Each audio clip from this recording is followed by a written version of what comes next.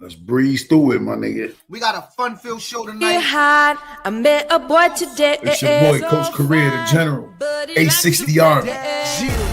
She loving my style every time I'm rubbing. You ain't need more money, Tito. You could have just invited 6 or 8 you down to Nationals. I'm around. She caught me. When certain people don't get their way or they feel slighted, they feel like they have a right to call us and voice their opinion. You don't. The hood, we locked Clear. I've never removed a staff to allow a staff to move up. No, that's not what I'm saying. Now everybody's a personal trainer. We know who the originals are, but now if you look, you can find them in every town. We are back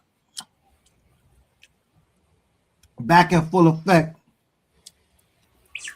Yo, you put it on Facebook, though? We need more money. Yeah.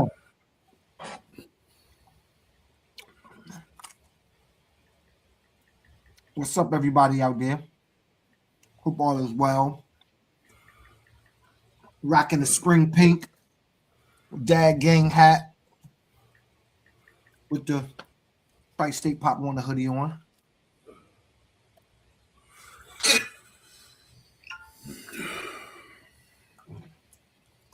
What's good with you though? Shit, bro. Busy. You ain't need more money, Tito. You could have just invited. My fault. That's a good thing. Trying to get our shares out, dog. Hold on. Busy is a good thing, bro.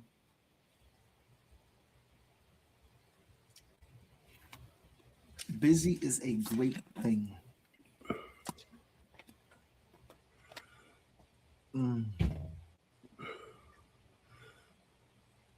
I come to Manchester, see this pizza, I put y'all on. What You pizza? haven't me up.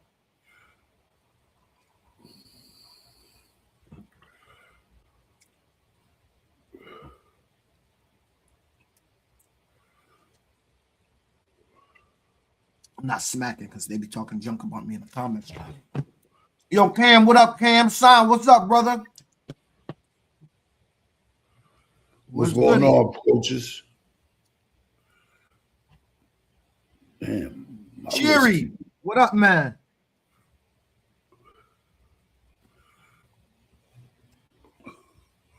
We got some dope topics tonight.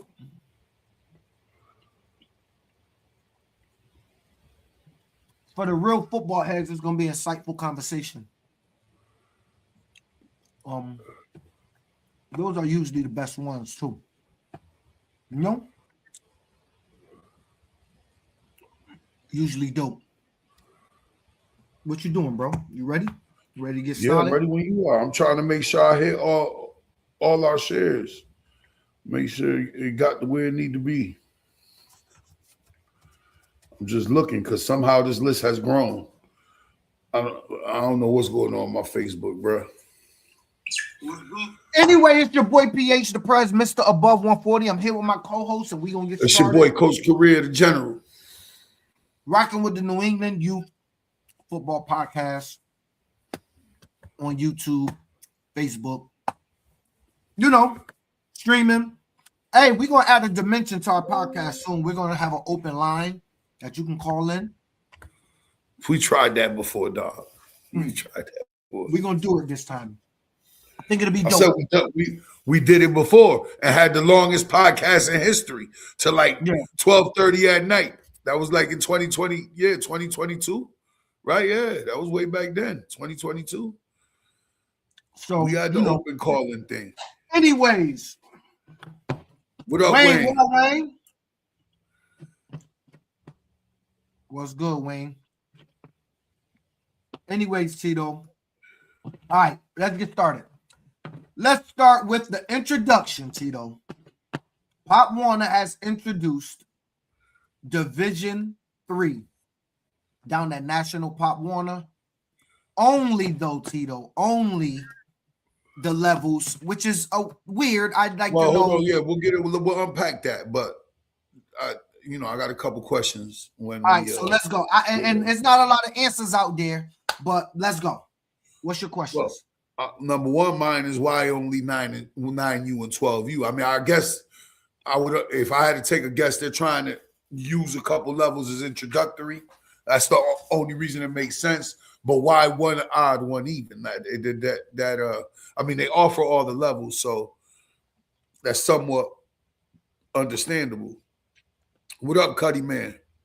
What up, Rodney Myers? I just find it interesting. And I'm completely guessing. I haven't spoken to nobody at National. Right. I'm trying to just understand why 9 and 12, I guess, is my question. Why just 9 and 12? They just randomly chose 2 levels. Or if they did it data-driven, which I can't imagine this is true, but if it's data-driven, maybe those are the levels that had the highest number of either players, youth participants down at National roster-wise, or teams that wanted to engage the process. So they said, let's take the 2 highest divisions that we have in the other 2 levels and offer those 2, and 9 and 12 you happen to be it.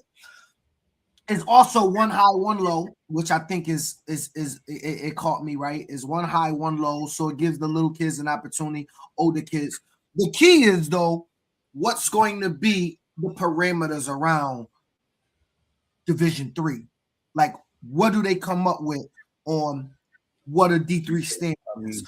Ultimately, there's going to be people, and there's going to be people that try this anytime you do something. So this is not a knock on Pop One at all. Ultimately, you're going to get people from around the nation that believes they can squeak out a national title game, championship, and go from a team that was at nationals, right, to jumping into Division 3 at 9U to try to squeak off just so they can hoist the trophy. This is not new though. I remember Pop Warner doing this back in my AYF days. They had a Division 3 before. Right, no. They had a Division 3 that didn't go to nationals, right? They didn't not go at nationals, right. Southern used to have D3. We used to play Mid-America. That was unlimited before Unlimited existed. Right. I'm talking about. No, but I'm saying I remember them having a D3, no nationals though. There was a D3 route because I remember like my boys from Santa Cruz over there. No, they had nationals. There was a nationals D3. Took place for Mid-America. Oh, even for the weight it was? Even for the national. At any point, Tito, Pop Warner, I think, always allowed them to do their own, quote, D3. We used to have that in New England. We used to go to a regional championship. But at nationals, we like Wayne said, we got to worry about the guys trying to sandbag. And look, you can do that and I guess be happy, but I guess internally, it'll suck for you. So anyway, let's talk about it, Tito. It says 9U and 12U teams will have a chance to play for a national championship, plus the Super Bowl will debut an 8U age group for Division 2. If you remember, Tito, Division 1, 8U only went last year. Right. For the first time ever. Now they're allowing division. So essentially, they're introducing 3 levels of football, not 3 levels of D3, but 3 new levels down at nationals. I think they're slowly growing, right? Plus, if you remember, they were limited on fields last year, Tito. It wasn't that many fields. They were opening up the other side this year. Right. They had but it was good. I mean, again, the venue, there was nothing wrong. There was nothing wrong with the venue in North Carolina. No, but they're opening up the other side. There was another side being I see. We saw. And so I think with the fields becoming available, they want to utilize the space since they probably already rented out the whole freaking event. And so so 8U is now going to be introduced. More teams, more chances, more championships on the line. I think is going to be dope. This year, Pop Warner will kick off Saturday. Now, here's the biggest change for teams that consistently go to nationals, especially teams like mine. Let's start with D1. D1 used to be Sunday, Wednesday, Saturday. This says that they're staying. I was told Division 1 was Monday, Thursday, Sunday. Now it looked like they have went back because y'all remember on the podcast, I told y'all Division 1 was changing. I'm going to verify this, but I was told Division 1 is Monday, Thursday, Sunday. It looked like they changed it. Let me send that text right now. because that's a big change from what we were told. We were told that Division One looks like Sunday, Wednesday, Saturday. I mean, it makes sense the way they're doing it. no, Division One was moving to Monday. Well, it looks like they're blowing it up because I can't see. You got it so small. Let me blow it up. Let me blow it up. Let me blow it up for those that can see. No, but you got to scroll up too. Right there, brother. I got you. Right. Division One is Sunday, Wednesday, Saturday. That was normal, Tito. We were told it was moving. Yeah. Well, it looks like they when they added the D3, they found it with the traditional days that usually was off, Monday and Thursday. Those, remember, we always got Monday and Thursday off. Right. But we were told just added D3 to the dead days. No, you're not listening to me, brother. I heard what you said. The regional national meeting. We were told Division 3 is taking Division 1 day. And Division 1 is going on those off days. I had a whole meeting about this with my programs. And online, it looked like it's a little different. So I'll try to get confirmation on this. And I don't want to be giving out false information. But anyway, there you have it, Tito. They also announced the for cheer. Let's talk about this while we're here, Tito. Registration for cheer, Tito.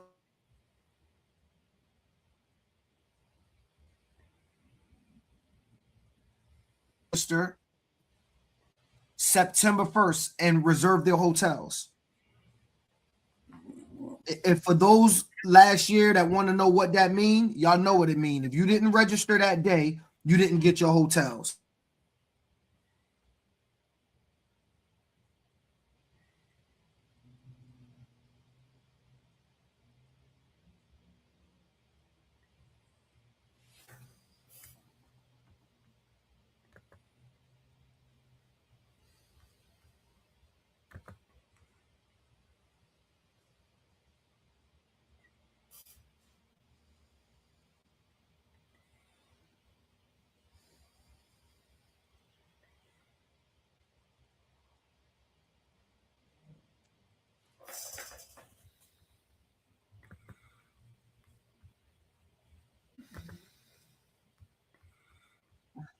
Bro, you can hear me now? Yeah, I don't know what happened, bro. I think I fell off. I don't know. Yeah. That was me. But anyway, are the days the same for nationals? Hey, Cam, I was told nationals was changing the dates. Actually, your league president, your association president was told the same. He was in the room with me. It seemed like from the website, though, as I look at it, Cam, and I don't know which one is true. The website seemed to have went back to our regular day of Sunday, Wednesday, Saturday. I'll try to get confirmation on that and see what it is. People tried to register and were told there were no 6 people rooms left. Listen, you better be on the computer if you're cheerleading on.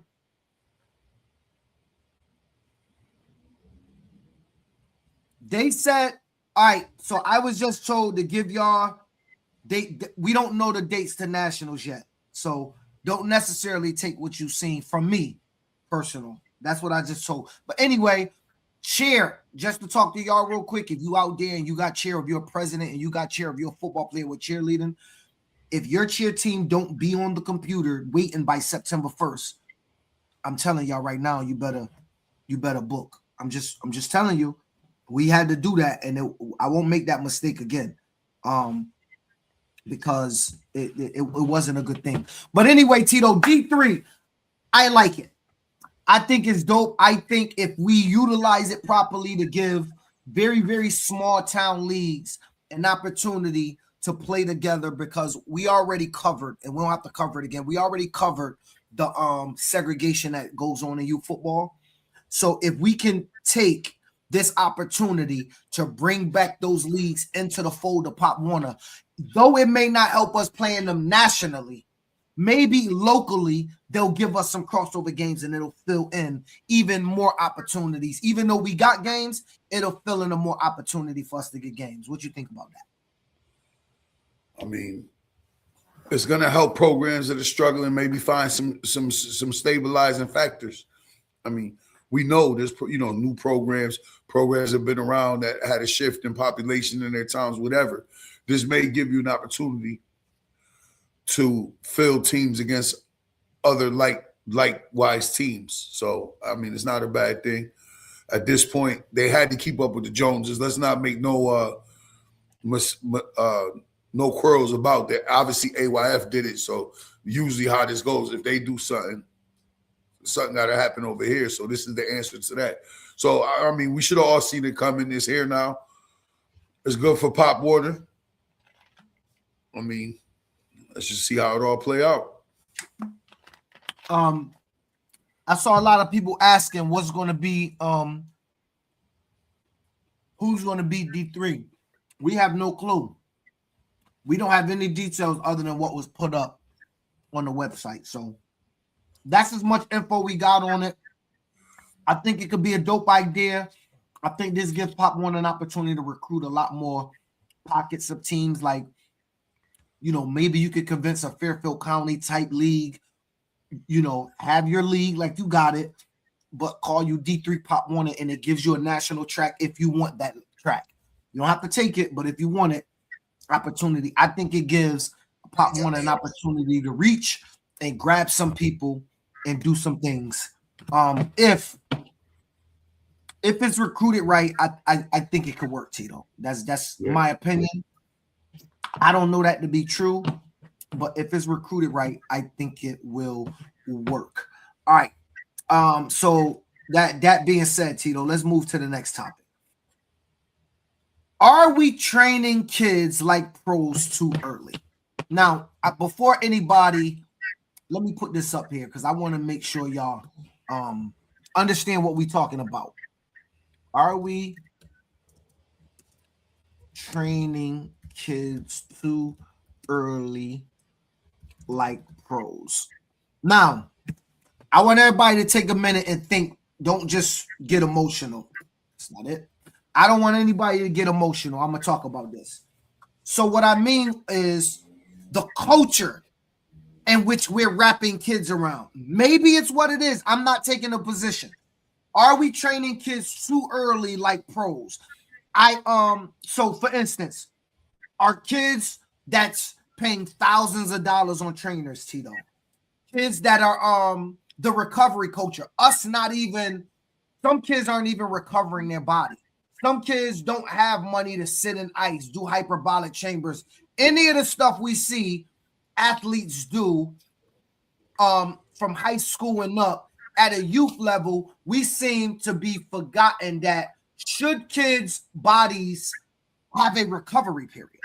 Because right now, kids don't have a recovery period, especially with national leagues moving up to July and spring going to June. There's no recovery period for a lot of these young men and women. And are we missing that in the NIL mindset, right? Around a 10-year-old, right? Let's talk about the first two. I'll get to the last one. I'll ask you those two questions, then I'll opine. What you talking about? Our kids? I mean, so let's start with trainers. And recovery culture. One, are we training kids too early like they're pros? Should kids? I'm gonna give you an example.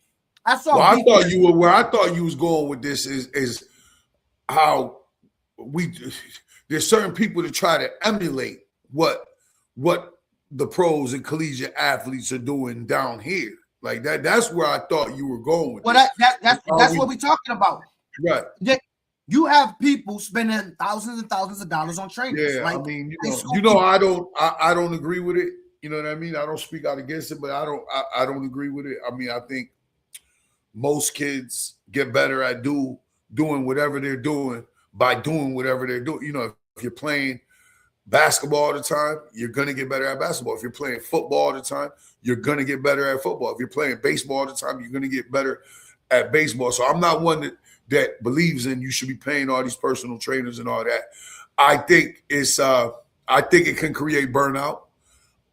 Again, playing year-round anything ain't for everybody, but clearly, as we've seen with the flag culture, with the spring culture, with the tournament culture, there's people willing to play year-round. So I mean, so I'm not. Some people agree with it, some people don't agree with it. I'm not asking whether they obviously the desire is there.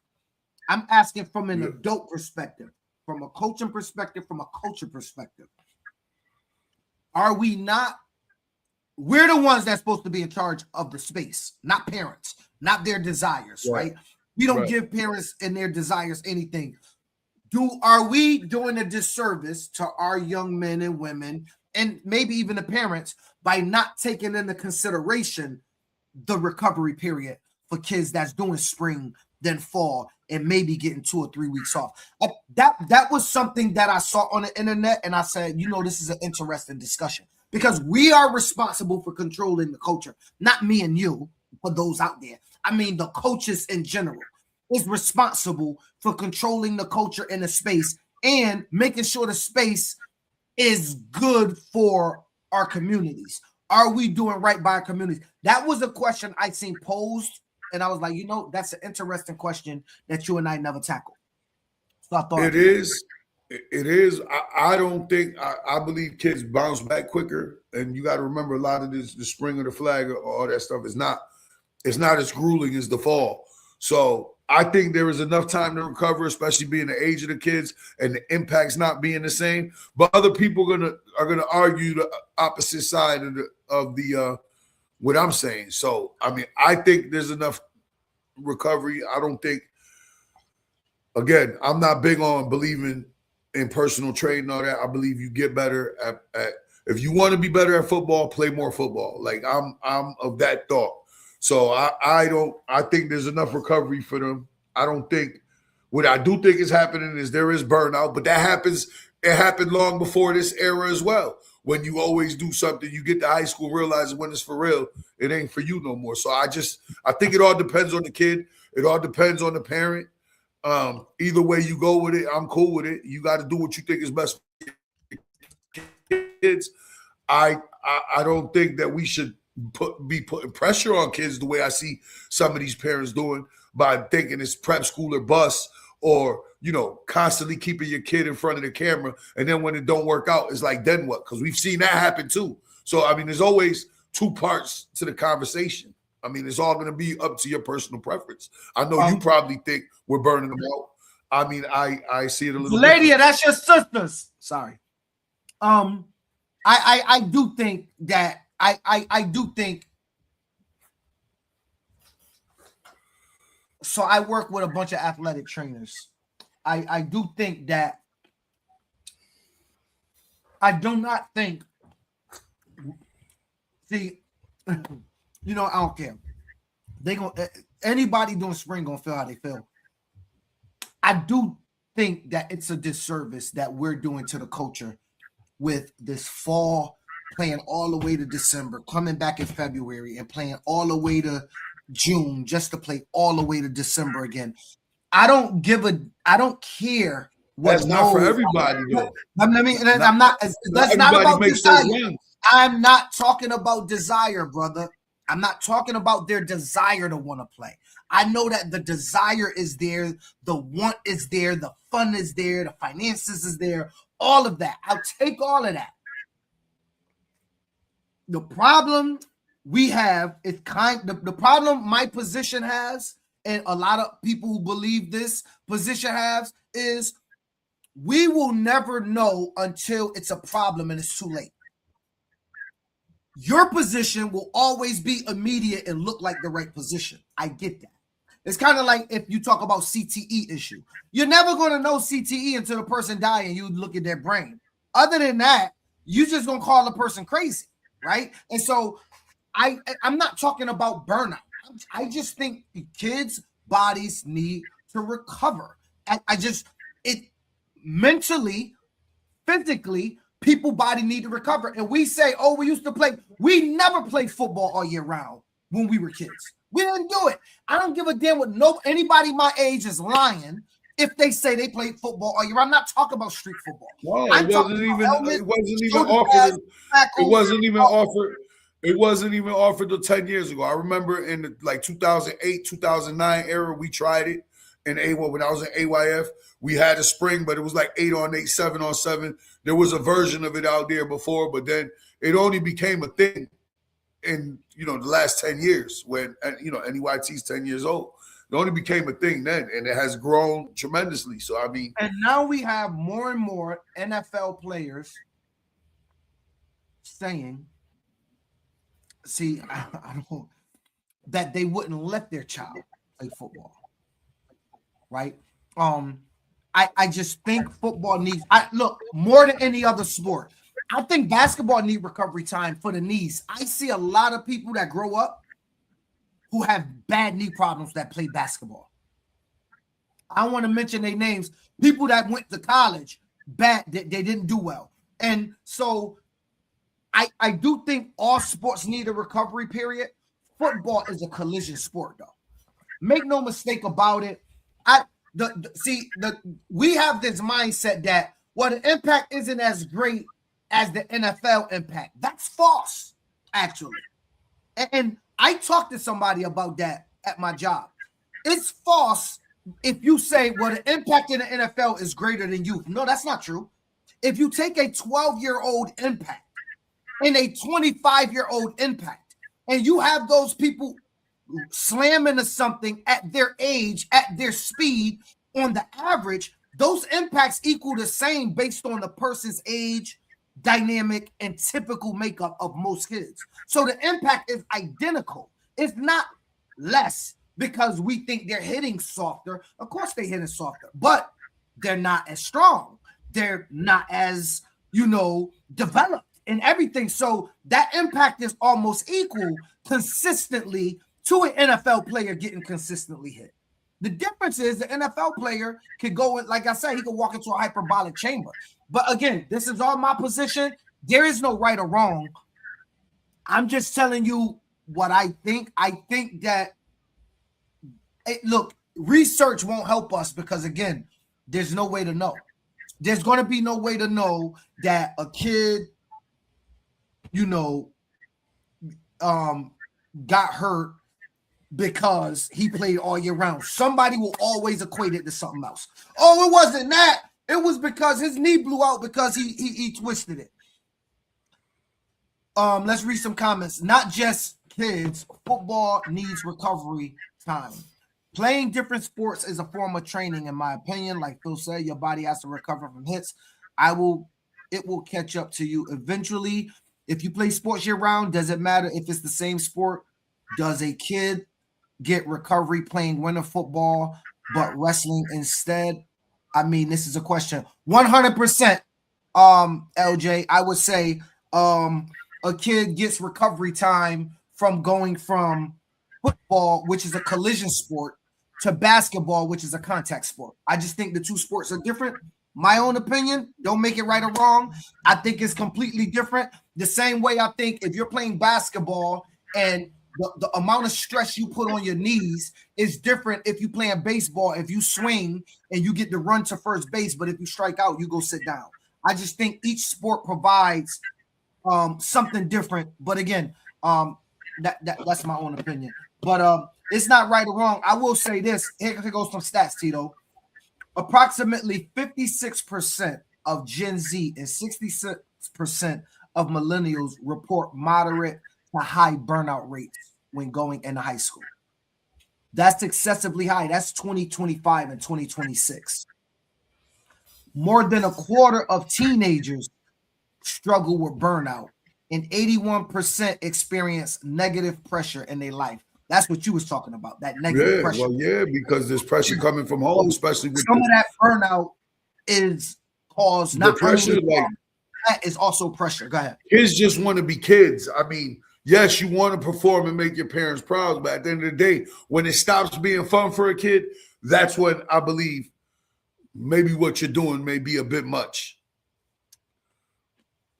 once the kid feels the pressure is unbearable, there's burnout. And then when they don't find early success, especially in high school, and I've seen this with a ton of people when I was playing, when I've watched other kids come through, they get to high school now where you got to manage going to class, keeping the C average. You're at the age where now girls are in the picture. You may have a girlfriend. Sports don't be all that important to you no more. Yeah. And kids walk away. So there's a variety of external factors that play into it. But at the end of the day, I think, yes, I think if you ride them too hard early, constantly trying to keep perfecting their craft and their training and playing year round, it could go the other way on you. Do I think that you can get better by mastering your craft year round? Absolutely. I think that's the way too. I think there's a balance. It's up to you as the parent to figure out what's best for your child. Like I said many times here before, you are going to be responsible for how far your child takes this thing. If this is what he wants to do, if football is what he wants to do, the parent, the father specifically, you have to take the bulls by the horn and make sure that you're making the right decisions for your child. Because as we know, this ain't the greatest coach space in the world as far as holistically. We also know that there's been in the last 10 years insurgence of guys that claim to be trainers and saw open space in the market and have capitalized on it. So there's a variety of factors now where things could go the other way on us. As we know, a lot of times these people are listening to these trainers and it's affecting what we're doing. So we know that absolutely I could see kids burning out. I see a specific situation right now where I think there's just way too much pressure putting on a kid that's not even like that. And that's just me being honest. Like, we've been doing this a long time. We know what a kid that's like that. Like, and I can see it ending in a disaster. And it's unfortunate, but it is what it is. I'm going to say this. LJ asked the question, and I was going to go along. He said, how long has other geographics been doing a year-round thing? I don't know. But I'll say this. I'm a data-driven person. I need to see data of someone that equated their NFL or Division I college success to year-round football. And again, it may be too new for that to happen so far. Like you said, just barely getting introduced in New England, right? So we haven't seen if this works or not. We don't know if it works. Now, I will say this. It seemed to be fun. Parents seem to enjoy it. Coaches seem to enjoy it. The coaches seem to like it. That alone says, regardless of what I think, that it should happen, regardless of what I think. That, right, all of that alone, looking at the amount of spring teams, the amount of engagement from coaches, the amount of engagement from parents, the online posts, everybody's having fun with it. So I'm not here to stop nobody from doing it. Regardless if I think it's hazardous, not hazardous, whatever, it's a thing and it should take place because parents, coaches, the culture, and kids. I think here's a good answer, though. The Southern New London County Mutiny Youth Football just said, spring isn't for everyone. It's the answer for kids who don't want to play other sports, beats them being on PlayStation all day, which is definitely another problem. But I respect that, but I disagree with it. But it's okay. I don't have to agree with everything. I do not, because I believe what I believe. If you don't want to play another sport, you decide to play spring. You think that's wrong? If you got no interest in playing another sport? I do. I think a kid should be training. I do not think they should be playing tackle football. Well, that's your personal opinion. Yeah. I just said it's my personal opinion, bro. Yeah. Y'all doing that. Y'all don't have to get emotional over my words. I'm telling you my opinion. How many times have we had this conversation 100 times here? We've always been on the other side of it. Yeah. On the other side of it. So like, it is what it is. It came up in a different way. That's all I'm saying. Like through the questions that I saw proposed, I thought it was interesting. It came up in a different way. Obviously, we want kids off of PlayStation, but I do believe it could be hazardous to the body. Again, I'm never going to be able to prove it, and you guys are always going to look right. So I'm always going to look bad. Kids do both, which to me is worse. playing football all year round and training all year round to me is even worse. Like, that's in my opinion. I think it gets worse. You know what I'm saying? Hey, Colin, it ain't spring. I'm not hating on spring. I got kids that play spring. See, bro, I knew I'm that trying. Colin, I'm trying. Nobody's agreeing with me, dog. I know everybody agree with you. I'm the lone man. I knew that this was going to happen, and this is why I didn't want to have the conversation, because I can't be honest without people feeling like I'm attacking what they're doing. You know what I'm saying? Again, I don't give a shit. LJ just hit you with some numbers there, by the way. I'm looking at his last thing. 88 was yeah, that means a majority of right. I'm right. I agree.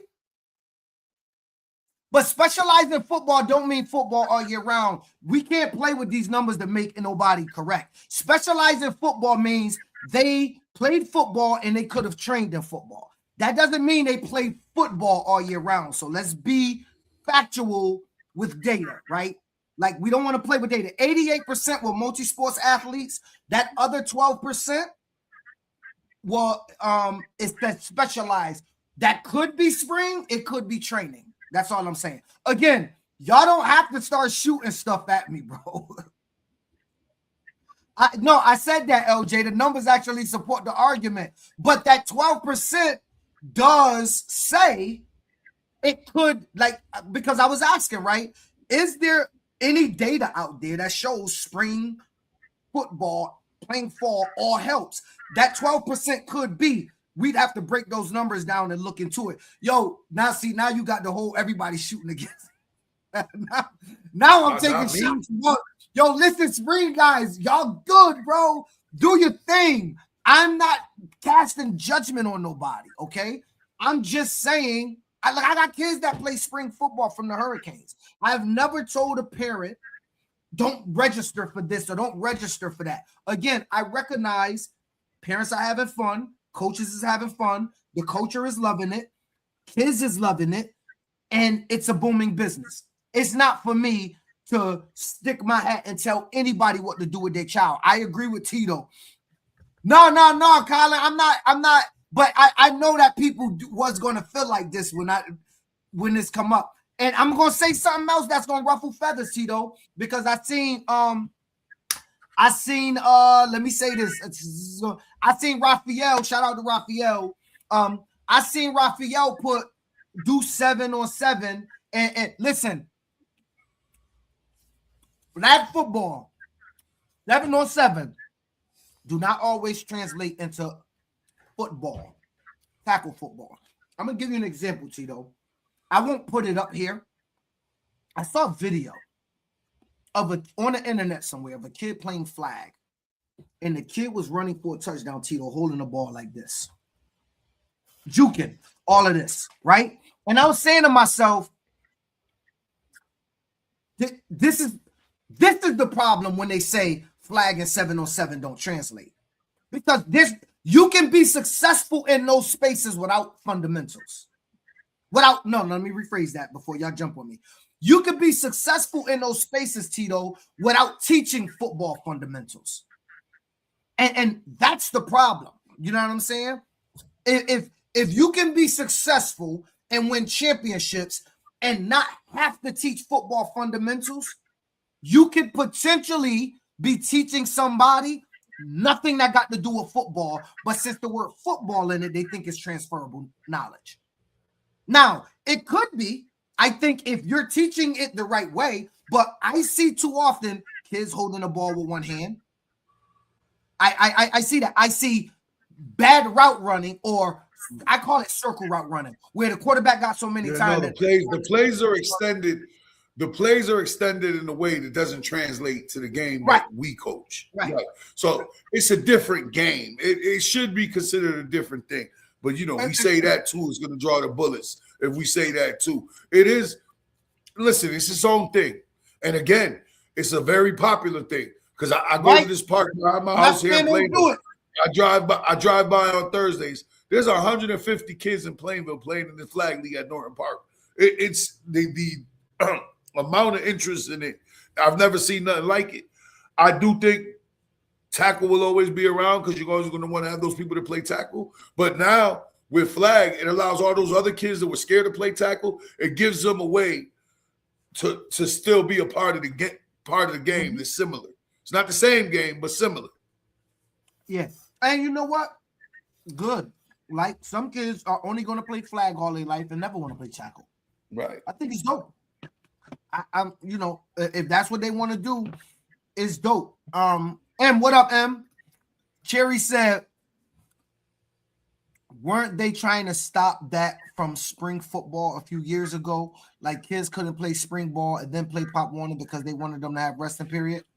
I don't think Pop Warner had There's no way to police it. There's no way to police it. You can't tell somebody what to do with their kids. Not on the off season. You can't tell nobody what to do with their kids. Yeah. I don't think Pop Warner had no rules against that, though.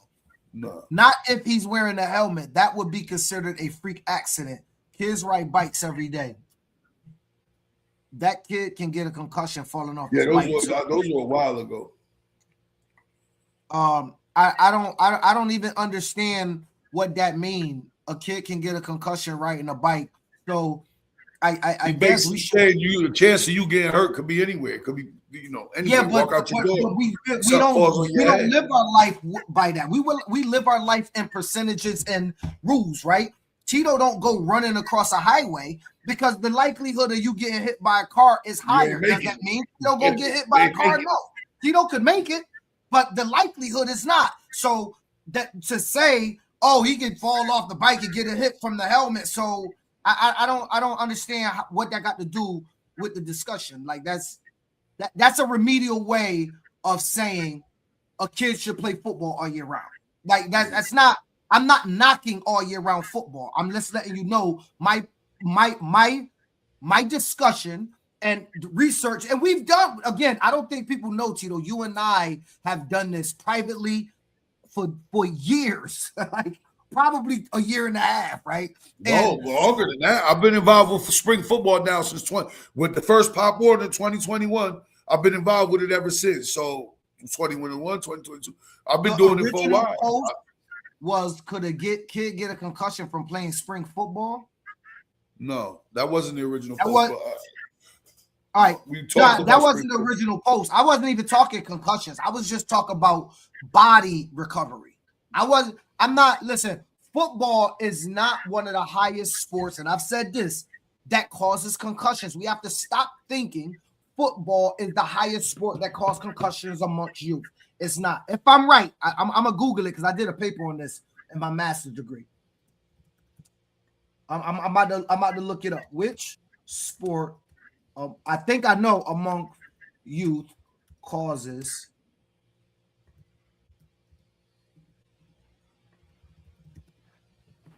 I thought I was right. Soccer, football, lacrosse, basketball, wrestling. I thought it was soccer, Tito. It said, Tito, that kids that hit that ball with their head have a higher risk of concussions than kids that play football. Oh, okay. All right. That's because there's no headgear and stuff. Like those stats are true. Those been around forever though. If you read the Mayo studies, there's more of a likely of you getting a concussion playing flag soccer and all that, clearly because there's no headgear. So yes, there's probably more chances you can bump heads, more chances you can fall and hit your head. That's what they're talking about. And rugby, forget it. Rugby's the game that people should be after, because if you ever watch a real rugby game, football is nowhere near as physical as rugby. And there's no equipment at all. Just said that right here. At all. Hey, but Lance, not if you go to nationals. And also I want to say that's still playing football 2 times as much as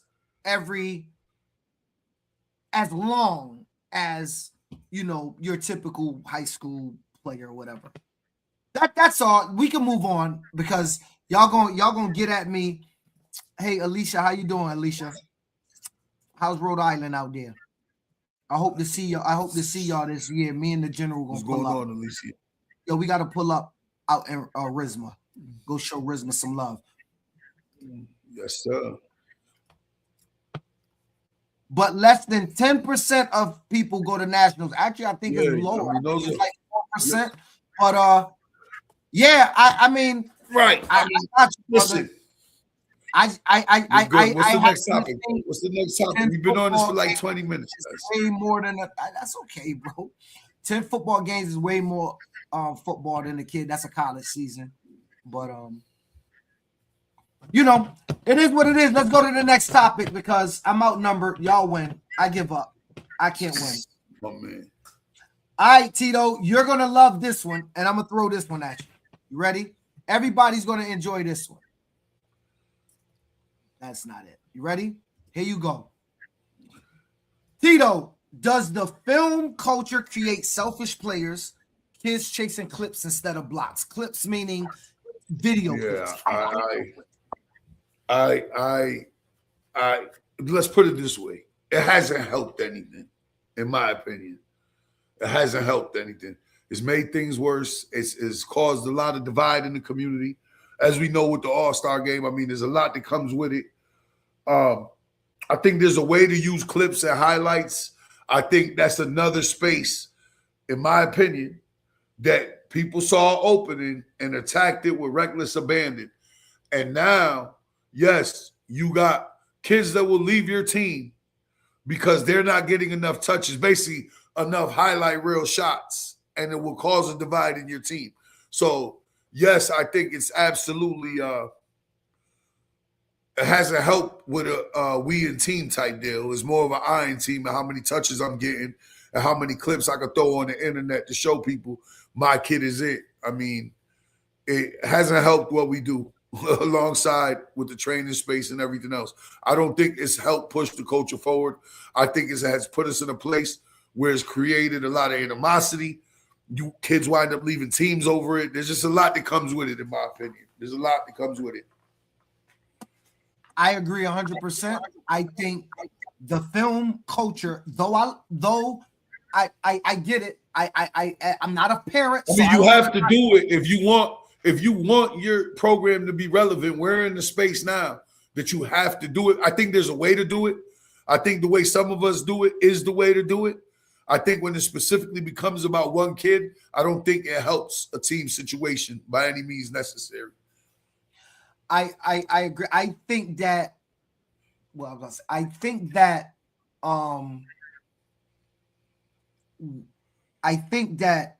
problem we have is you have parents hiring videographers. I'd like to put stuff in scenario-based evidence. Let me do that. I'm getting to educational, but let me put in the scenario-based. Phil Bryant hires Valadia Bryant, a videographer for a game that Tito is coaching on Saturday. You see the problem with that? I hired a videographer, Tito, for my child, but you're calling the plays. So now I give I'm giving you an unrealistic expectation, Tito, that my $150 is now in your coaching hands. Because if Tito calls a different game than he called last game, guess what, Tito? My child had 4 touchdowns last game, 3 catches, amazing on defense. But this week, Tito go, you know what? I scouted the film. I know we passed for 4 touchdowns, but they got good cornerbacks. They're weak up front. We're going to run all game. So now I paid $150 and Tito's not passing the ball. Tito's doing what's best for the football team. But Tito isn't doing what's best for my child. I have to have a conversation with Tito. That's not right, Tito. My child didn't get the ball. Say, Phil, they're good up front. They have the 2 best cornerbacks in the league, but they're weak up front. I noticed that if you run off the right side, that D lineman and that DN is backing up. So I kept hitting them right. That's why we won 28 zip. I know, but dog, I paid home $150. My child didn't get no highlights. That's the problem with it right there.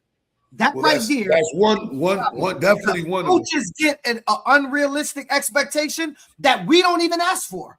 That's given to us because everybody wants the highlight.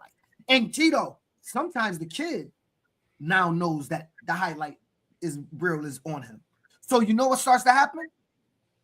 Now I'm on a sideline, and my daughter don't even want to play for Coach Tito no more because now she mad at you, Tito. She knew the camera guy was over there. She knew I hired him. She was in the car when I was talking to him on the way to the game. Yo, yeah, shoot my daughter, bro. She had 4 touchdowns last week. Blah, blah, blah, blah. She like this. She the best looking wide receiver in the world and ain't getting the pass. It becomes a problem. Let me rephrase that. It could become a problem if it's not done right. Go ahead. What's up, Coach Mark Renard, my man? Mark, what up, bro? East Bay's finest. Listen, we've seen it. We've seen it cause dissension amongst teams. We've seen it cause dissension amongst men that were friends before, where because my kid's not getting touches now, I'm gonna take them and I'm gonna hood hop with them. So we know that it another one of those things that kind of hurt us, but again, when used properly, it has helped us too. So there's no way to have one without the other. It's going to continue to exist. It's going to continue to be a problem. I guess you got to try to build a strong enough culture where that's not going to matter. Like, we're here for a certain purpose. We're here to grow together. I mean, there's a way to probably handle it. Me, I'm not big on bringing the freelance, whatever they call themselves now, to come to our games. If you want to make videos of your kid, you as the parent, again, that's something that you should control. You should control that way. There's no expectations. But we know parent comes with expectations, Tito. Yeah, like we know it's no parent in America that's coming with no. Hey, I will say this: y'all already know what they got to do at the big house if you want to record on my film. I gotta put it out there. You got to pay. Y'all already know how I don't care what nobody says. There should never be a videographer making thousands of dollars off your kids and your program gets zero. Make that post when y'all wake up in the morning. I don't really give a damn. But y'all gotta stop letting them control your narrative. Yeah, no, they can't. They're not gonna be able to be something given back to these children. If you're going to shoot 7 kids at 250 and you just get to walk off, don't get me started on that. But so Tito, help me with this. Let's help the people, Tito. Tell them what you think the proper way is to go about getting into the film culture and doing it properly. Well, I mean, when you take in the film, obviously you don't show them like the whole formation and play. You show them the outcome of the play, and it should be a shot of all 22, so it's not so personal. Now, obviously, whoever scores the touchdown or makes the big play, they're going to be the highlight of that one particular reel. But if you're doing it the right way, you get multiple. I talked to a dude when I used to use Singletary, matter of fact. Singletary's a good cameraman, even though he doesn't brag about it. But he told me, you take all these shots, but you're only going to select this many that you're going to reveal. You get what I'm saying? And I think there's a way to do that where you keep all 22 involved, and then it doesn't seem so personal. When it gets to be about one person all the time and they're completely. But the problem you got, Tito, with that theory is you have individual parents hiring that video. Well, I understood, but again, if everybody was doing what you're doing and what we're going to do at Bell City, you ain't going to just be able to come over here and make $2,000 and walk away. Some of that's getting kicked back if you want to shoot on this field. If you want to shoot on this field. That's out of respect. And I think everybody, that's game you giving, cats. Y'all need to listen to what we're saying. People don't understand business. Name a business you can go in, make a bunch of money from, and they have no business with you at all. You can't. And so we have convinced ourselves, we have let videographers tell us, I'm not coming to your field if I got to shoot and give you back some money. Yes, I'm allowing you to make money. Think about it. I'm allowing you to make money. Shoot from the stands then. You want the best shot to provide them with the best quality. Do good business. I don't understand why people have a problem giving up money when it's like I do when any people all-star game. I don't have a problem paying people for anything that have helped me accomplish my business. Like Aaron, look, it just said, business is business. Everybody eats. That's just normal business. Only small-minded businesses believe that I should make all the money and you should get nothing. I just don't even know where that thought fathomed from.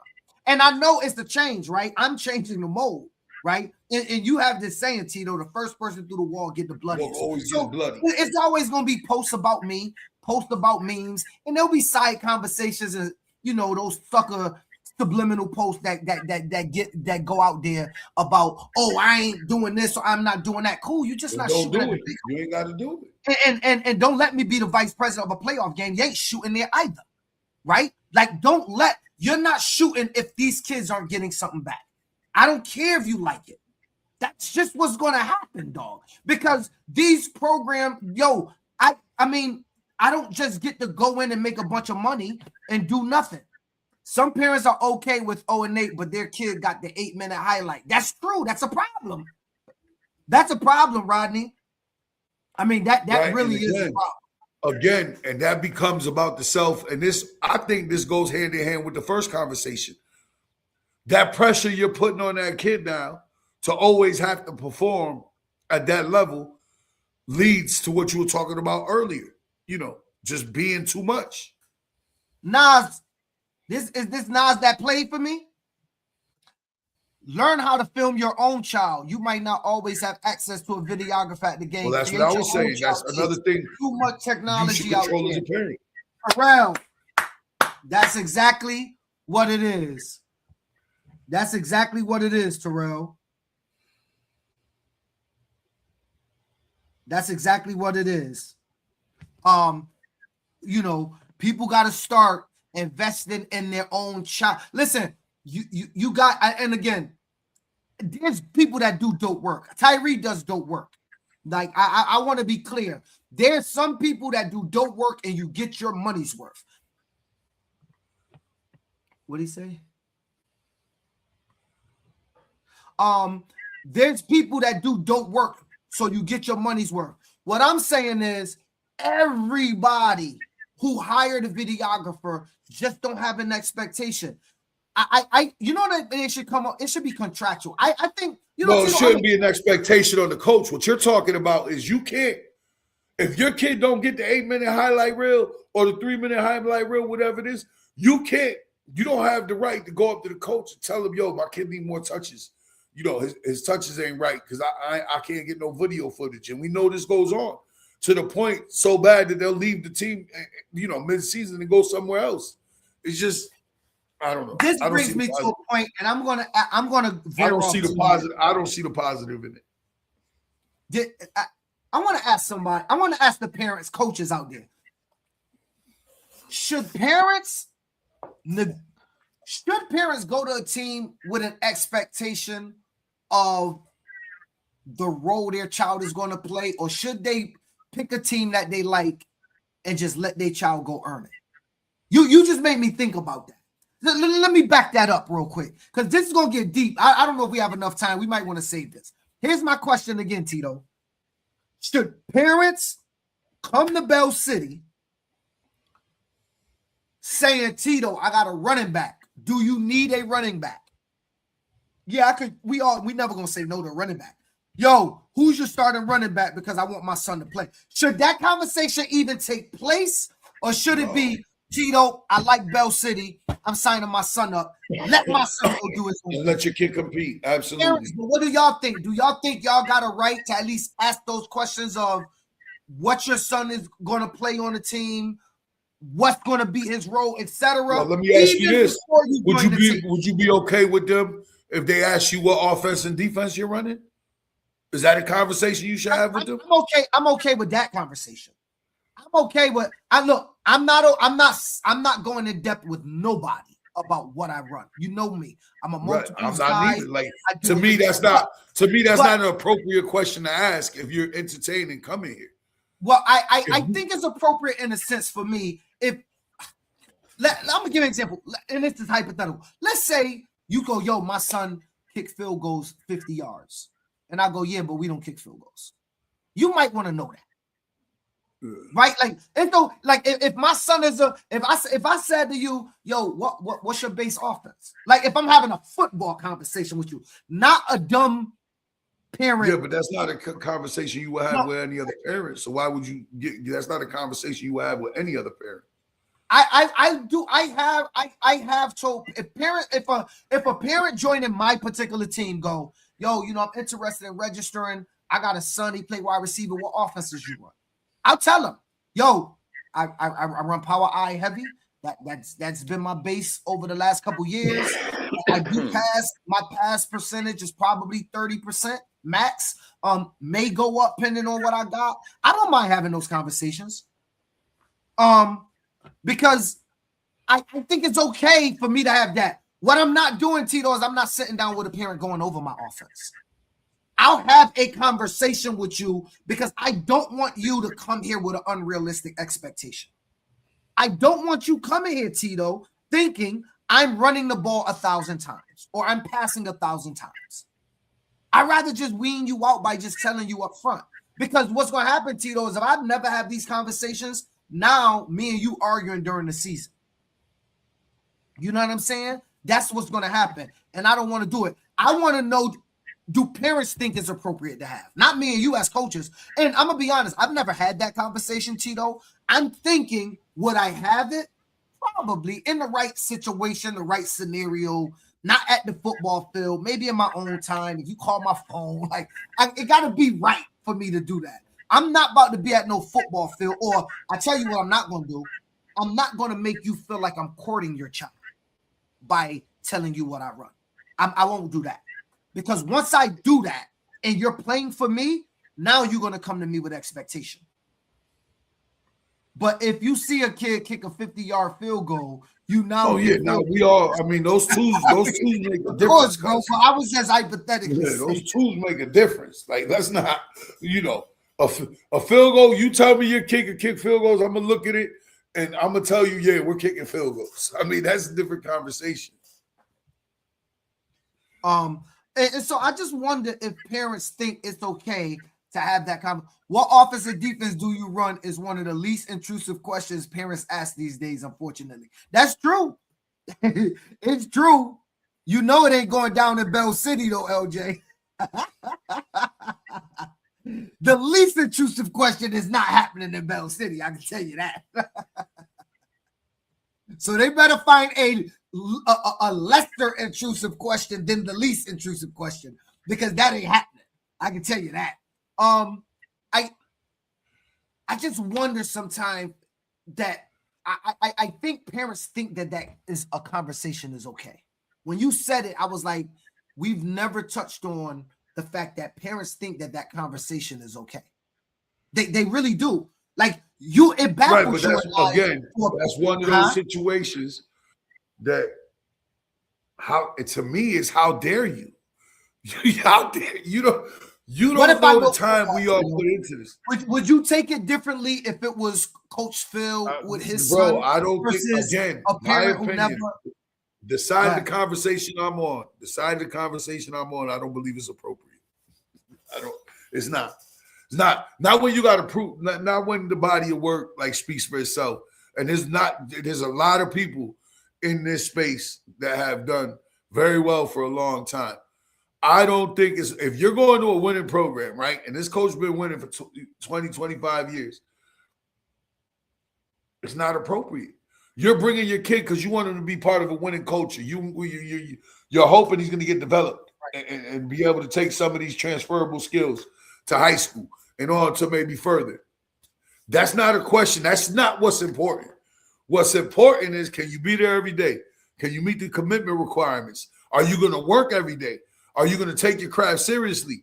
Are you not going to quit? Are you not going to give up? Are you not going to run at the first sign of adversity when you realize you may or may not be starting? That's the things that are important about that we've lost in this space these days, especially now, because everything's about everybody runs to the hottest team. Nobody wants to sit there and grind it out no more. Nobody wants to sit and have to earn a position. They want to give it to them up front.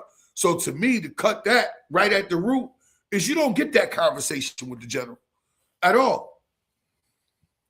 No, listen, you said something that's key, and it's if you want to be part of a winning culture and you see that winning culture, Go to that winning culture and take the transferable skills. Stop going to that winning culture and trying to act like you change shit to what you want, because a winning culture is not going to change or alter for you.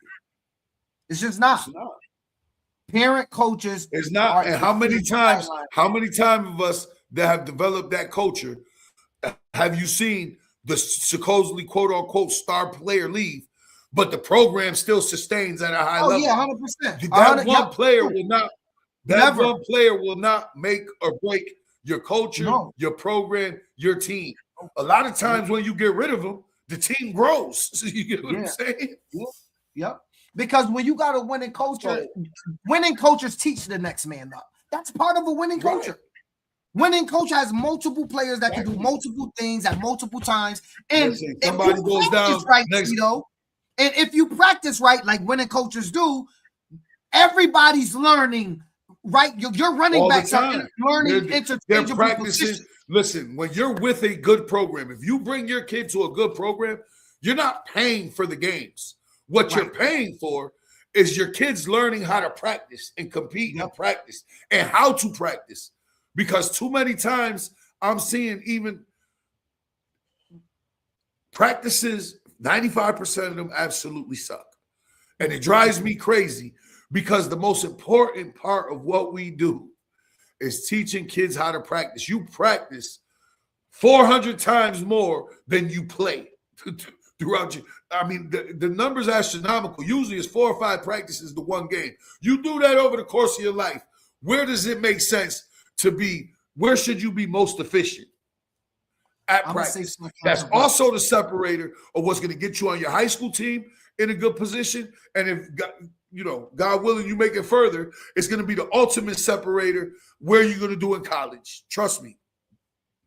I'm going to say something controversial. Not that I'm saying this should happen, but if a child leave your program with nothing other than going into high school, knowing how to properly practice, it was a win for them. It was a win.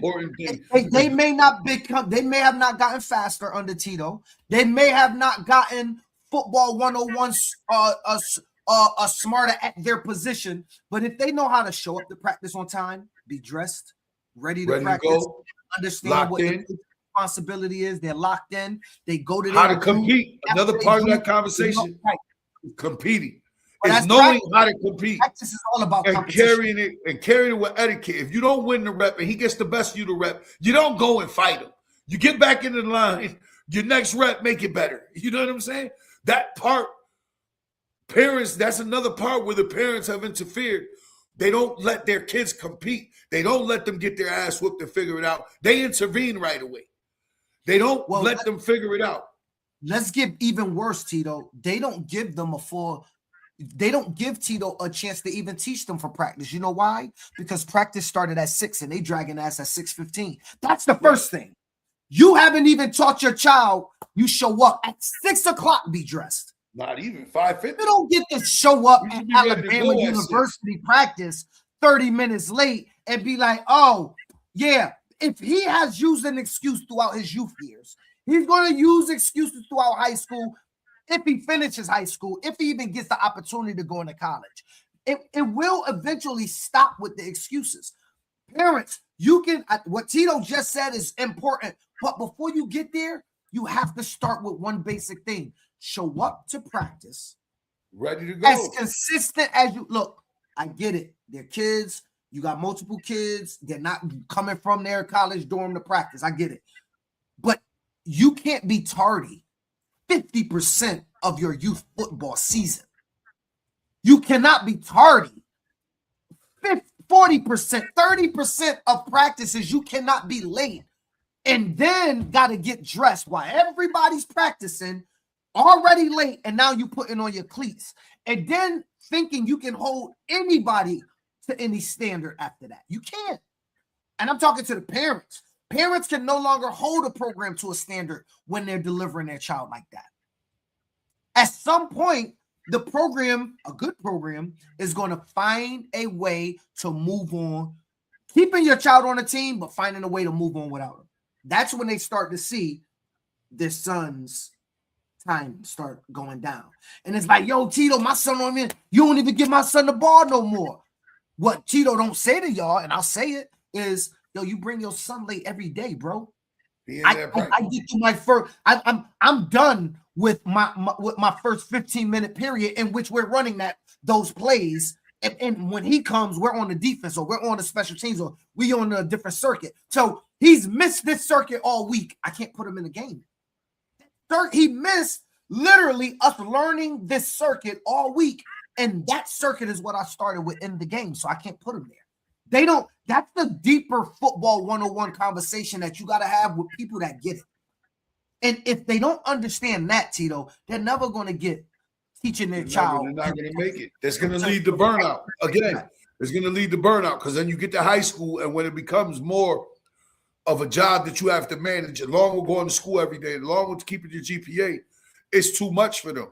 But again, we're failing miserable down here that we're not even giving our kids a chance, because we're not teaching them how to practice correctly, and we're not teaching them how to compete correctly, how you should. Soon as you see, now we're in the culture, as soon as you see your kid struggling, or he may not be the man on the team, you hood. I'm out. Go find a team. Yeah, you go. You hood out. That's the answer. I'm gonna go somewhere. That's not helping him.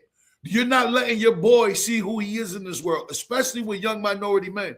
You have to throw them in the fire to see who they are in this world. Are they going to kill or be killed? And I don't mean that literally. The point is, are you going to be able to hold? Are you going to be able to stand on your square, always pick your head up and stand honorably, or you going to tuck your tail and just let it happen to you? Like, that's a real thing when it comes to raising boys. You have to let your boys see who they are in this world. Yeah, I think it's a fine line between finding a program that's good for your child. It's not a fine line. What the problem, Tito, is people are never – see, I think too often when people leave programs and they break up and there's always beef, too often the way people leave is always the problem. It's never that they left, in my opinion. I don't really care. Right, you could leave. And we could just – how do you leave a program? You don't got to part ways. We could part ways amicably. There's ways to part ways. It's like when you break up, you get to a certain point where you break up with so many women. There should be no turmoil when you leave. You're going your way, I'm going mine. That's where it should end. It gets to a point. It happened in my life. It got to a point where breaking up ain't a thing for me. The shit fizzled out. You walk away. It's the same thing. When it don't work out with his sports, you don't have to burn the house down on the way out. And that happens all too much too. You don't have to air out all your dirty laundry. We don't have to hear all your every emotion of how you're feeling in this moment. And coaches don't have to try to take nobody or don't have to shit on a program that they left. Right. Like that's the key. Like the biggest problem is, and you know what? Take the kids. I'm fine with that. Any kid that wants to follow a coach should have that right if they believe in that coach and what they do. Cool. But I'm talking about bigger. Don't leave Bell City and the Hartford Hurricanes. And all of a sudden that you're leaving, you want to tell everybody Tito was stealing money the last 4 years. Because you didn't give a damn he was stealing money the first 3 years. You only tell it now because you're leaving and you want him in trouble. Right? Like, to me, we have to stop that, because what happens is when parents start to do that, Tito, what's really happening is they bring that, again, we talked about the culture in the program. You bring that to another culture. I'm going to tell you right now, luckily for us, the Hurricanes so self-sufficient, none of that stuff intrudes us. I've had coaches leave and try to take a bunch of kids. Didn't work. I had coaches leave and try to take a bunch of kids. When you provide a culture that people believe in, that's rooted in the community, you've done all the right things, none of that can phase you. Right, the problem is when you can't compromise those pillars you stand on. That's where the problem. That's when you compromise the pillars that you're built on. When you start compromising what you built your foundation on, and you start playing in the middle. When you play in the middle, you're gonna get pushed to one side or the other. and it's not always going to work out for you. You get what I'm saying? Look, and again, y'all got to understand the difference. We're not saying don't bring new kids into your program, don't recruit kids to your program. We're saying don't compromise your program's integrity when you're recruiting kids. I've never recruited a kid, Tito, and promised them prep schools, a prep school. We've seen these people go to multiple programs. Trainers are going to train their kids when I'm done. You see these people that have played with 5 teams in 5 years, and all 5 teams they left in 5 years. There's some type of blowout. Blowout at the end of it. We know a couple. It doesn't help. Again, when you're looking for these programs for your kid, find a program that's going to stand on the morals that you believe in as a man or a mother, that you think is quality education for your child, and that's where your child needs to be. Now, if he's not the star on the team, you need to leave him there and let him figure out who he is in this world. He's either going to figure it out or he's not. Now you know. I would attest to this, parents. If you may be saying Tito and Phil out there rabbit mine. I'm sorry, I cursed earlier. I didn't mean to curse. I gotta stop cursing. I don't curse that often. But you may be saying Phil and Tito is out there rabbit mine, right? Let's say you saying that. Let's start to do this. And I think we should make a rule in Pop Warner, Tito. This should be a rule in youth football. If I register for Bell City, that's where I play for the year. I can't play for nobody else. It should be, but there's no way to police that either. That's how it should be. I believe that. I believe that. We can enforce that easy. I believe that's where it needs to go. I'm going to tell you why. I think it teaches accountability. It teaches the parents something. One, you might have made a bad mistake. Yes, mom, dad, you know what? Live with it. But guess what? Make it better. Your son is 10 years old. He could play at 11 somewhere else. Look, at 13, whatever. Let him go bang out. Y'all out. I'm not talking about those levels. I'm talking about 8, 9, 10, right? You make a bad mistake and you register for a team, finish the season. Teach your child, if you start something, you finish something. Teach your child, if you start something, you finish something. Right? You should not be able to play, Tito, because I'm going to be honest. If you show up on the first day of practice and Tito's watching Phil practice, guess what, Tito? You can already tell before a game happened. This is not this. We say this all the time. Tito can show up to any practice in America for 1 week and tell if this is a good program or not. You can tell the first day. Usually. A lot of the times you could tell within the first 2 hours, and that's why I tell people, when you get new parents, your first impression of those parents, you better be on your first impression of impressing those parents. You better be impressionable, because within an hour, you're going to know if you're going to retain them or not. Within an hour or so. Listen, great discussion. We went well over what we wanted to go over. I could keep going on this topic. This is a good topic. I think we're giving gems. And lastly, let me say this. Oftentimes, when y'all hear us talking to parents, we're not talking down to you. We're giving you game from the inside. A lot of the parents aren't on the inside. So too often, I notice in the comments, every now and then, even on our posts, we'll say, oh, you're always talking to the parents, but what about the coaches? We're coaches. We always talk about our internal problems. What we try to do is bring parents to our world and say, parents, here's how you navigate our world. From somebody that's been in the game, how long? You always know how long we've been in the game, 20 plus years. Yeah, bro, we both got started the same year. That's how we met each other. Like, I know. We always say we're going to tell you the story of how we met each other 25 years ago, but I want somebody to interview us. We done asked a bunch of people. Nobody really got it together. I want somebody to come on the podcast and interview Tito and I and ask us any question. Any takers? We need to set that up for next week. Before we go, though, Tito, before we go. Oh, we were supposed to hold on. We can't leave. We got to give people what they want. The head coach's announcement. We were supposed to do the head coach. Just when Mr. Korea said it, Coach Bryant was on the job. Welcome to the 2026 NEBCS head coaches. If you're interested in coaching, you see these coaches, you have to hit them up. You see the coaches. If you look in the coach, get in contact with me. I'll put you in touch with the coaches. You can tap in.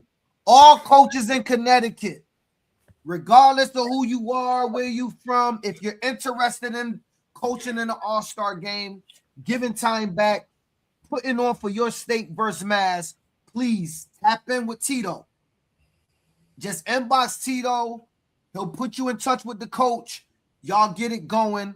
The head coaches, they're each. So we're looking. This is 2, 4, 6, 7 teams. We're looking for about 70 staff members. Coaching comes with a coaching shirt. And 70 staff members is not a huge demand. Well, we talk about 10, maybe 10 practices, Tito. If you lucky, if we don't get that, if you lucky, we say every year 10, but we don't get 10. We're talking about 7 to 10 practices, and then an amazing game going down July 11th at Bloomfield High School. Y'all already know we bringing back the Teletron and everything. Destiani, I got you. I'm gonna get you the hat and the shirt. They're gonna be for sale on the website soon. I'm gonna send a link. But head coaches, tap in, man. We want assistant coaches. I know some staffs is filling up, so if you're really interested, right? Hey, y'all can't see. Blow up the flyer. They say they can't see it. Blow up the flyer. Hold on. Let me try this. Hold on. Let me your boy caught a Charlie horse, bro. Right now during the podcast, bro. A bad one. Damn. All right, let me try to share this again, y'all. I'm sorry. Let me see. Let me share this again.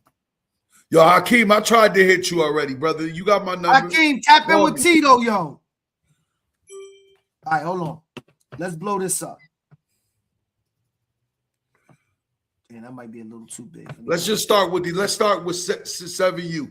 7U, we got 7U, we got Jacquel, Coach Jacquel, 7U head coach. Just so let's give him background history as we go through. Jacquel was the head coach of the Hartford Hurricanes 8U that made an amazing run that went down to nationals. I believe Jacquel also has as an assistant coach, coaches from Danbury on his staff, Meriden on his staff, coaches from, I know New Haven just tapped in today, so he's going to be tapping in with New Haven.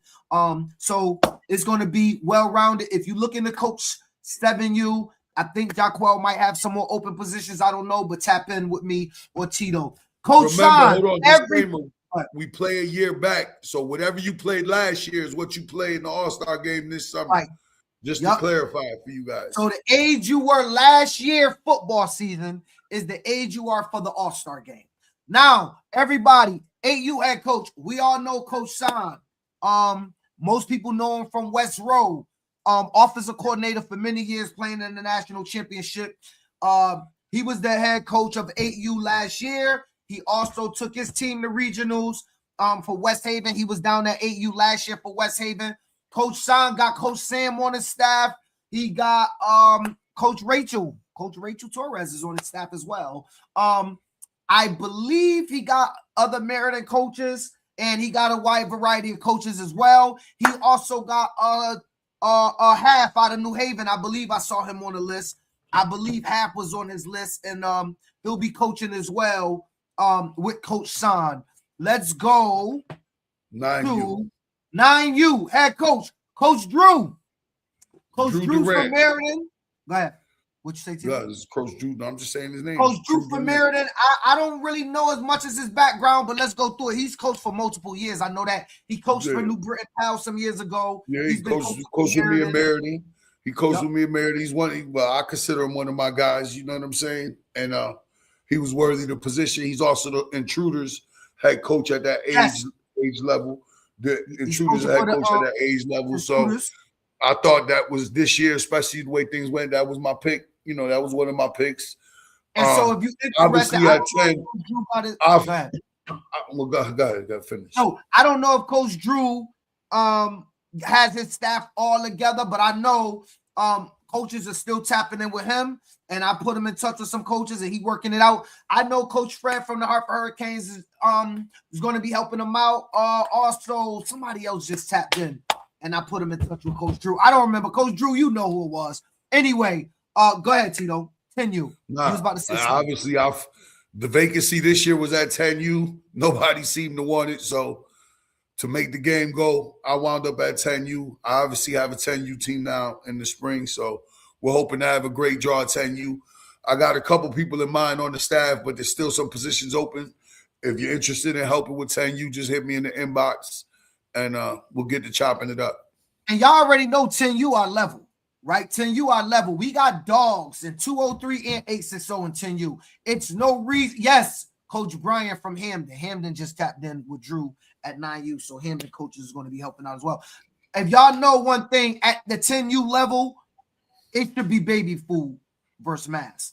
Rodney Myers got me saying that. And I spoke to Coach Best today, head coach 11U, Coach Rob Best. Y'all knew his body of work last year. I think those guys, they did an amazing job coaching last year. In the All-Star game, I think most people know Coach Best. He's the owner, CEO, president of the CT Pride. And so I think his body of work speaks for itself and everything he's doing out there in Fairfield County with and all over the state with the CT Pride. All right, newcomer to the All-Star game, well deserved, Coach Garrett. Most people don't know Coach Garrett. Y'all probably do because he's been helping out with the All-Star game since the invention of the All-Star game. But Coach Garrett is the head coach of the New Haven team that went on the Nationals, and they went undefeated. And Tito, I would say they had one of the most impressive showings and down there, especially against that NEO flight team that I thought was just out of this world before Gilbert shocked the world. So Coach Garrett is taking on that. He got a lot of staff members are starting to put together. I did speak to him, but if you interested, reach out and then we'll plug you in. And last but not least, I think damn near everybody know Coach Larry Myers and his body of work over the last 3 years, and what he's done with taking teams to the national championship in D1, et cetera, et cetera. And what's the mass theme? I'm about to tell you. Drum roll, please. I'm not going to tell you. I'll wait till they roll it out. I just found out today what they're going to be doing. I think it's going to be dope. I think it's going to be exciting. And I think it's going to be a jersey battle this year. I mean, we'll win. We're always going to win that battle. We're always going to win that battle. But I think it's going to be a dope jersey battle. And our coaching shirts is going to be dapper this year. They beat us at the coaching shirt game. We got to get the fit. We got to get the fittest. I'm on the job, bro. We got to get forget the buckets. We gonna get the new eras, bro. We gonna get the new eras this year. I'm on the I got to get my coaches game up. But the coaches gear is dope. It's dope. So there you have it. All-Star game. Now, Tito, I want to say something because something's been irking me, and I have to say this. I hear all the time, Tito. You hear all the time. Yo, we can play with the OG Ducks. We can play battle, and we can do YNC. All we have to do is what, Tito? Come together. Put one team together. We could go down, and I'm telling you, we could play in these tournaments and travel all around the nation. And then we do an all-star game. And we ask everybody to come together for a greater good. One day to do everything they can to have fun for these kids. Everything they can to get coaches from around the state. All love, no hate, no nothing. And you always get people that don't want to be involved with the game. Right, they try to boycott the game. Hate it, and they don't like. So they conjure up hate and negativity, and every year God comes through and he smashed those people. And the All-Star game gets bigger. Listen, what y'all claim y'all want nationally, we put on right here with an opportunity to do it. Now, I think I'm going to do this one year, Tito. I'm going to take the Connecticut All-Star team. One team. I'm going to start off with one team. I should do this year. And I should finance them a trip to go play in the YNC. One team that's stacked in a CT All-Star game. And finance them one day in the summer, one weekend, to go play versus one of the top teams in the nation. And just see how they do. We say we want to do it. Well, first let's come together and then ship that team to go play against an all-star team.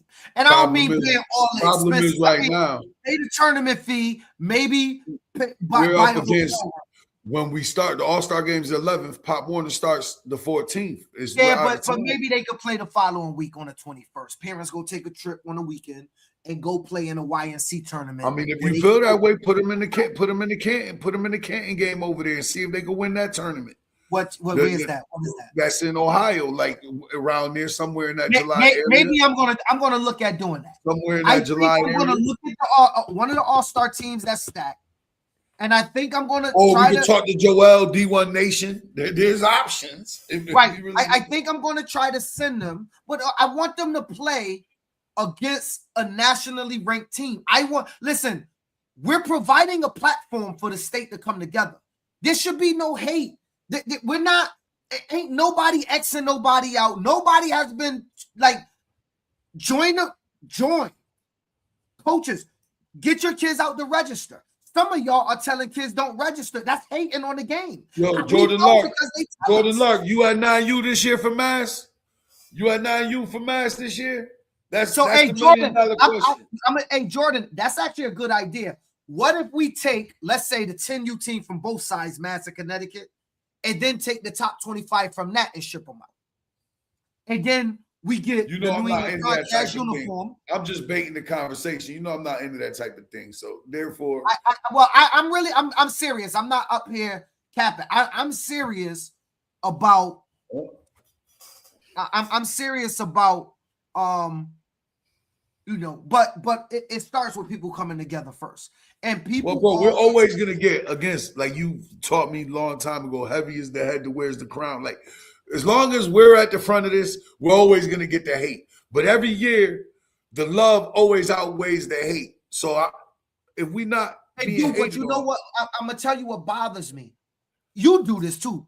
I'm on the sideline often, and you know what I hear kids say. And it especially goes to the kids, especially is said from kids who I know personally, coaches or people have told them, man, don't do that game. They stand on the sideline and all they talk about is, yo, what if I was playing? Yo, if I was, like, you guys are taking that's part of it too. And personally killing kids' opportunities. When is a kid? Some of these kids will never play with a Teletron. Never be able to run up and have the everybody in the stadium see them on the Teletron. They don't even do that all the time in high school, Tito. What high school in Connecticut do Teletrons? Do any of them do it? No. I mean, maybe if you get to college and you're lucky. All colleges don't have a Teletron where you get to run up and see it on the big screen. Like, and so we do these things to bring everybody together, and then you get spats of hate. I'm not doing the game because this. I'm not doing the game because that. Yo, make a concession for you as an adult. Make a concession for you as an adult for the greater good of the kids. That's all I'm asking. Everybody, both sides, Mass, Connecticut, stop hating. Stop being a hater. Stop being a Debbie Downer. Like, yo, for real. Then y'all start doing stuff like, I'm going on vacation. You be at home trying to watch the show. Right, but then you get the other part. We should do our own thing. Well, if you could have, you would have, but you didn't. So therefore, this is what it is. 6 years. This is year 6. Year 6. You know, we had a rough go at it this year. We had a rough go at it this year. We've had all types of things. You know, the game still going on. We pivoted and presidents should be sending it to their parents. Why wouldn't y'all want y'all kids to come rep your helmet in the All-Star game? Like, I don't understand. Like, am I missing something? Like, I'm not being funny, and it's not just because we throw it. Please tell me, what is it about the game? We had this conversation with high school, Tito. We're open to the conversation to tell us what is the purpose of hating on the game. You never hear my name get announced at no All-Star game. So it's not about me. You don't hear, the general and above 140. You don't even hear that at the All-Star game, Tito. It's 100% about the kids. Literally a game that's actually about children. And the biggest myth, it needs to be about the kids. A game literally about kids that people hate on. Which tells me that it don't matter. We hear the hate about when we let the coaches banner, but this is the one day a year we allow that. And trust me, it's friendly banner. Nobody here don't really like each other. Now, is there the disagreements with people? Of course. But for 6 years straight, no violence, for 6 years straight, all love. It's always a good time. And wherever we at, Tito and I always go out, always pay for food, always invite whoever that's around, pull up. We ain't never said, no, we don't really rock with them, so don't come. We always pull up. We always invite people out because we want everybody showing love. Well, the game has gotten bigger over the last couple of years. Where last year we couldn't hang out. You didn't get out of there till midnight last year. There was the last game ended at midnight. That ain't happening this year. So there is no 6U game this year, everybody. 7U will entail 6-year-olds can try out for 7U. There will be no 6U game. We're going to start at 7U. So there's one less game this year. All right, we're going to be starting at 7U. Just adds up. 7U to 13U. Just adds up. And that's what it is. And again, you already know we're bringing back the Teletron. So we're trying to do something super duper dope for the kids. We're going to bring back the Teletron. We're going to try to bring back as many things as we can from the past. The Teletron, if y'all don't know why it went away, it wasn't that we stopped doing it. It was sold. We basically found another company that decided that they can do it at a reasonable cost. So we're going to bring the Teletron back. I think it's going to be well received by the kids because I can tell you, Tito, one of the biggest hits was that Teletron. Yeah. If you're out there and you own a company or your company, they can run commercials on the Teletron. I got a package price to run commercials on the Teletron, to advertise your business. Tap in with me. We can run commercials throughout the day. We can run it only during the game. We could do it however. The NEBCS 2026 games is here. With that being said, Tito, before we go, I need to do one thing. Did we announce the location? Huh? Have we announced the location? Yeah, we did. They know Bloomfield High School. I have been saying it. But I have not played the commercial up here. So we need to play it. Let's go, baby. We need to play the commercial. All right. Uniform reveal.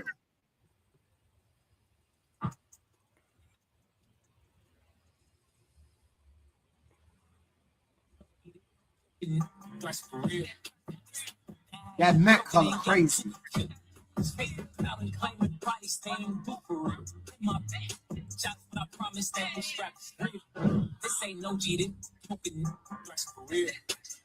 Meriden, stand up.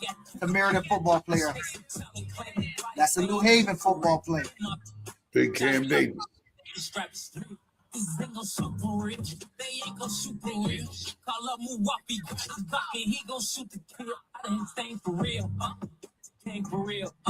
Go to jail and tell. I say hits from myself.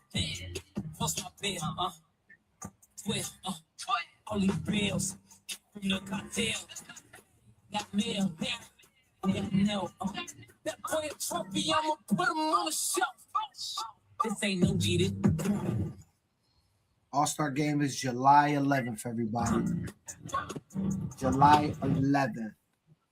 And there you have it. This year. Hey, Jordan. Why you ain't coaching this year, bro?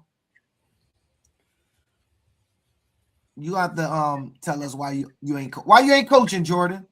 Let's wait for this answer.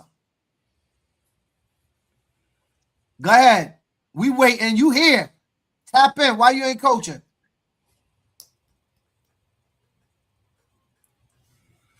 It's your boy PH the Prez, Mr. Above 140, and I'm here with my co-host. It's your boy Coach Correa, the General, Bell City Broncos, 5th State Army. Hey, Mass, yo, is grass. We got a fun-filled show tonight. I met a boy today. It's your boy Coach Correa, the General, 860 Army. loving my style every time I'm You ain't need more money, Tito. You could have just invited 6 or 8 you down to nationals. I'm around. She got me When certain people don't get their way or they feel slighted, they feel like they have a right to call us and voice their opinion. You don't. The hood, we locked the Clear. I've never removed a staff to allow a staff to move up. No, Never. that's not what I'm saying. Now everybody's a personal trainer. We know who the originals are, but now if you look, you can find them in every town.